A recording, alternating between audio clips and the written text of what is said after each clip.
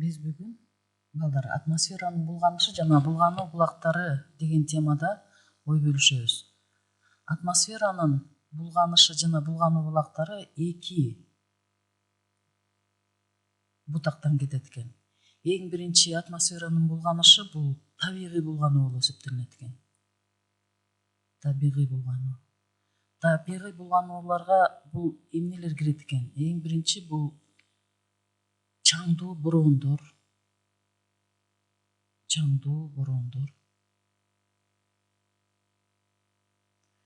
Экинчи бул вулкандык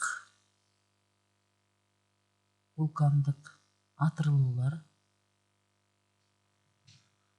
Андан ары бул токойлордун өрттөнүшү, токой өрттөрү.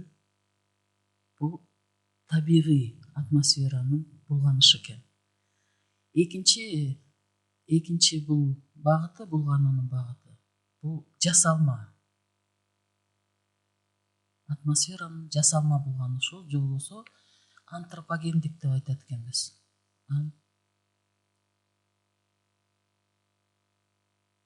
Антропогендик. Башкача айтканда, адамдын таасири астында булганган атмосферанын булганышысы экен.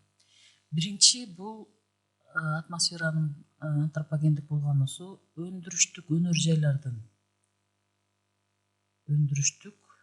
жайлардын натыйжасында булганат экен. Анткени баардык өнөр жайлар жана андай атмосферага булганыч заттарды чыгарат экен.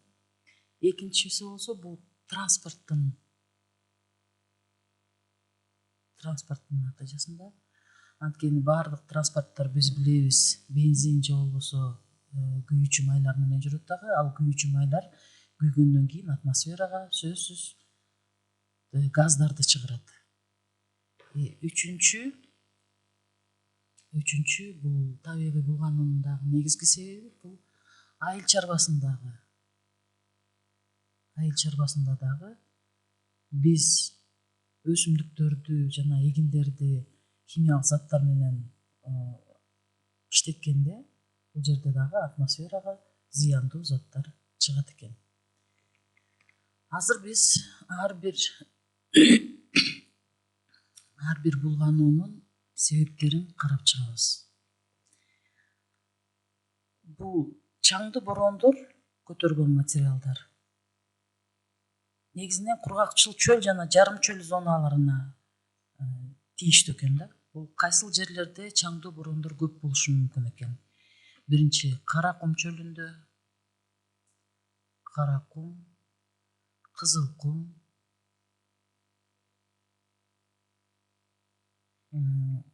Сахара чөлүндө,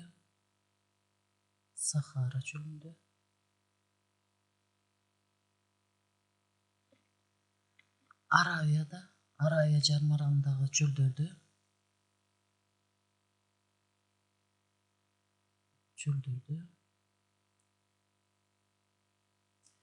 андан башка бизде Гоби, Такламакан,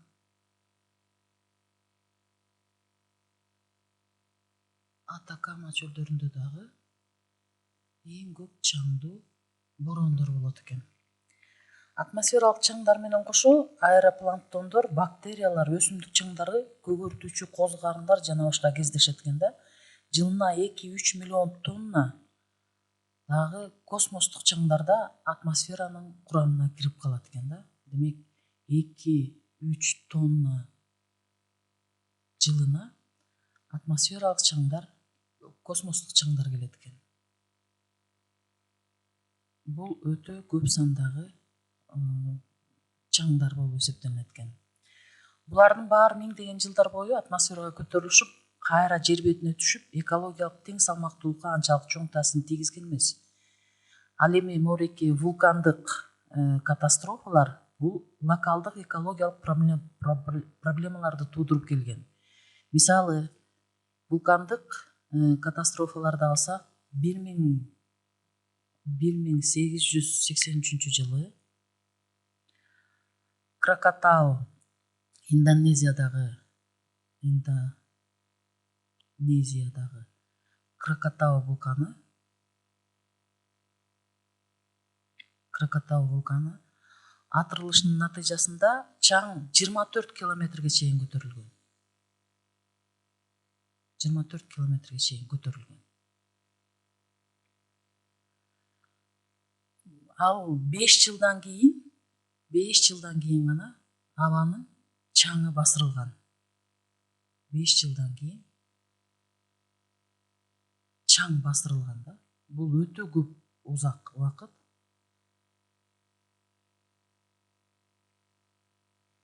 Бирок ошол учурдагы атмосферанын булганышы азыркы кездеги булгануулар менен салыштырууга да болбойт да.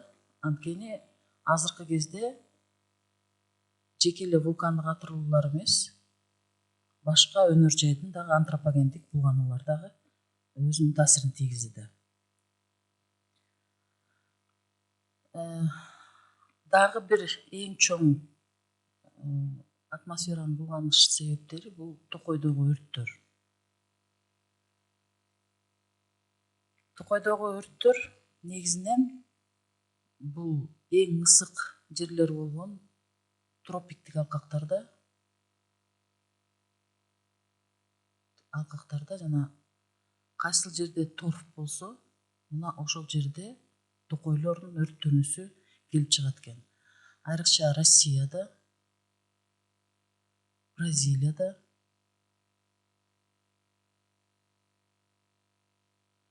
Европанын айрым өлкөлөрүндө табигый токойлордун өрттөнүшү көп болот экен. Эми азыр экинчи багыты болгон жасалма антропогендик жол менен пайда болгон абанын атмосферанын булганышын карап келебиз. Өнөр жайлык революция, токойлорду кыркуу, жерлерди айдоо, ага байланышкан эрозия, дефляция процесстери, токойдун жана талаалардын өрттөнүшү атмосферанын булганышынын себептери. Акыркы 100 жылдын ичинде тоо чокуларында мөңгүлөрдүн бетине түшкөн чаң 20 эсеге. Демек, өнөр жайдан, транспорттан түшкөн чаң мөңгүлөрдө 20 эсеге көбөйгөн. 20 эсе чаң көбөйгөн.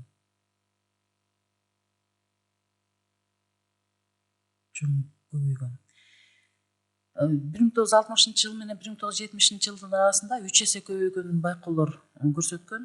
Атмосферанын булганышы өзгөчө 20-кылымдын экинчи жарымында күйүүчү заттарды кеңири пайдалана баштагандан тартып күчөдү.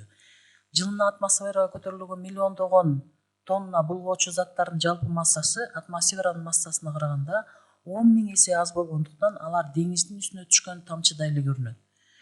Демек, атмосфера өтө калың катмарда жаткандыктан бул өнөр жайдан чыккан атмосфералык булгангандарда, транспорттон чыккандардагы бул 10.000 эсе аз болгондуктан бул атмосферага анча таасирин тийгизбейт деп келет да. Бирок атмосферага көтөрүлгөн булгоочу заттардын арасында мурда жаратылышта кездешпеген заттардын болушу, кээ бир булгоочулардын атмосферада көпкө чейин калкып жүрүшү жана булганган аба массаларынын жер бети боюнча бирдей таралбагандыгы булгануу натыйжасын күчөтүп көрсөтөт. Зыяндуу булгоочулардын концентрациясы өзгөчө шаарлардын аба массасында жогору жана улам артып жатат. Ошондуктан шаарларда тумандуу күндөр көбөйүп, асмандын ачыктыгы азайып, ультрафиолеттик нурлардын тийүүсү өзгөрүп, адам баласынын жашоо шартын кыйындатып жатат. Мына бул сүрөттөрдөн биз даана көрсөк болот.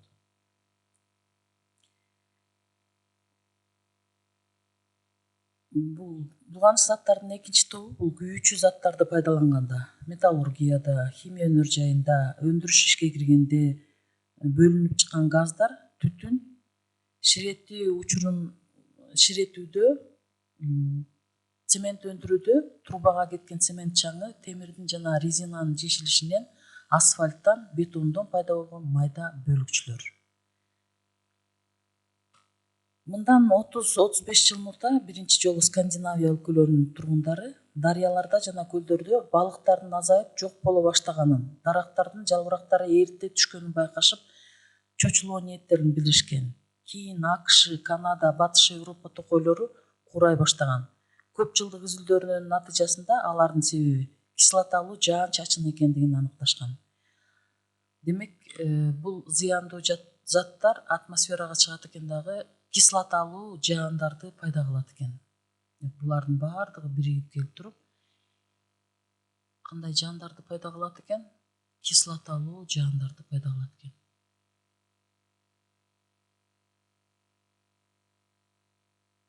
Жаан пайда кылат.